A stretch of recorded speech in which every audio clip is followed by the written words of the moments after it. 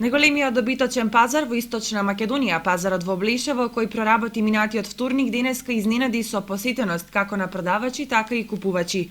Управителот на објектот, каде по традиција секој вторник се одржува пазарот, вели дека сточарите се вратија на продажбата и иако штетите од болеста син јазик се големи, тие и понатаму работат со надеж дека набрзо исплатливоста од оваа дејност ќе се врати во нормала.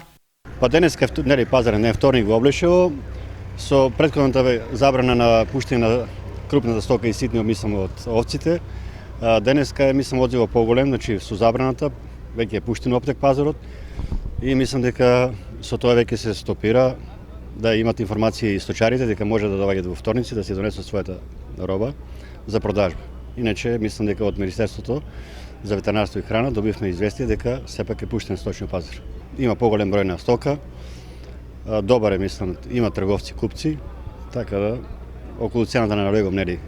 Тоа е сепак пазарна економија и така. Сите луѓе кои доаѓаат на пазар треба да си вадат лекарско уверение, тоа е сертификат, значи како сигурност за животните дека се во здравствена состојба, иначе другите што немаат сертификати не може да доаѓаат, не може да ги донесат.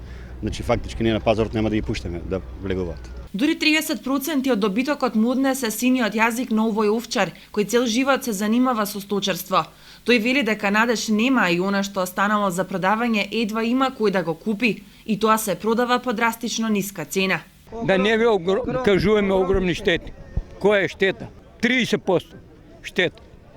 Толку е. Има и такви кои немале проблем со болеста, но сепак не се воодушевени од темпото и цената за која се продава добитокот. Со јајкното слабо, не сме продали ни едно.